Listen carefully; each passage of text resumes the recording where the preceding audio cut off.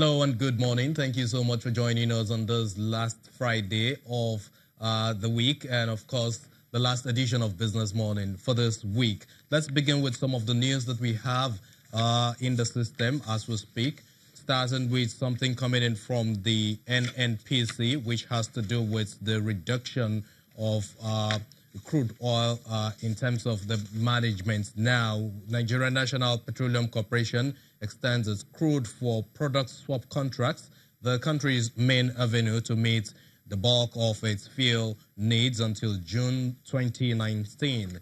The swap contracts, known as direct sale, direct purchase, came into effect in July 2017 and were due end after 1 year. They were already extended once earlier this year to December.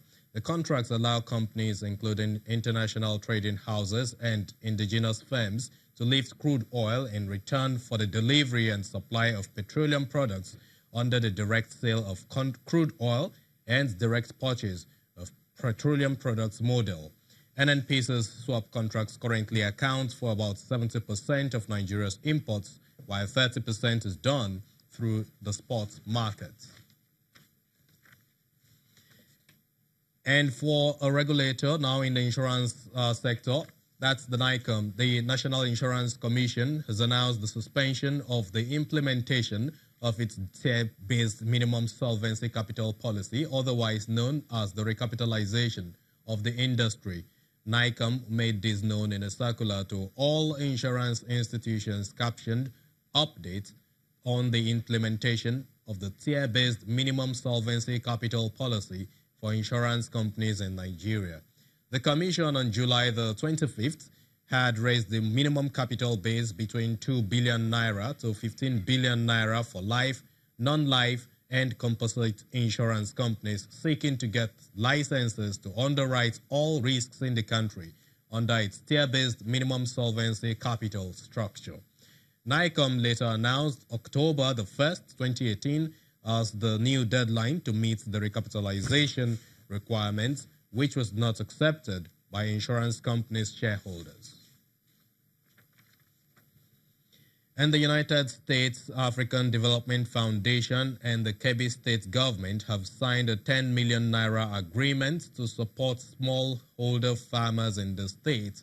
Speaking at the signing agreement in Abuja, the president of the USADF, Mr. C.D. Glynn, says the U.S. government will provide $1 million and another $1 million counterpart fund from the Kebbi state government annually to fund the project for the next 5 years.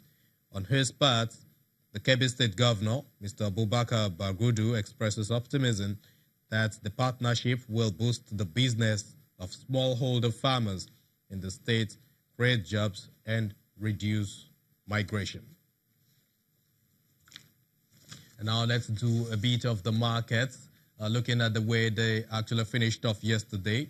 Generally, we start with the equities market because that's the number one on our radar. Looking at the all-share index, which is the key benchmark indices of the largest market in Africa by way of investment destination. Now, we'll look at the all-share index, which yesterday stood at 32,664.63 points, having risen by some 70 basis points in terms of the numbers we've got. Now, the equity capitalization also settled at 11.925 trillion naira after we saw top trades in Law Union and Rock, which rose some 6.38%. That was the top gainer for this yesterday's session. The top loser was Vitafoam, declined by some 10%. We saw UPL doing some 60 million units of shares valued at 101 million naira yesterday in the market, while you got the activity volume fairly positive. Volume was 173.62 million, and that's valued at 3.76 billion naira after investors did some deals of just 2,565. In terms of the sectors and how we were able to get the numbers we have right there on the screen in green, the banking sectors was down some 60 basis points after Wema Bank did some 3.08% decline. Eco Bank Transnational Incorporated, which is ETI, also shed some 2.58%. Access Bank declined by some 2.50%, and UBA down some 62 basis points. That's how the banking sector came in at just a negative of 0.60% yesterday. In terms of the consumer goods sector, NAICOM impacted that sector by some decline of 7.04%.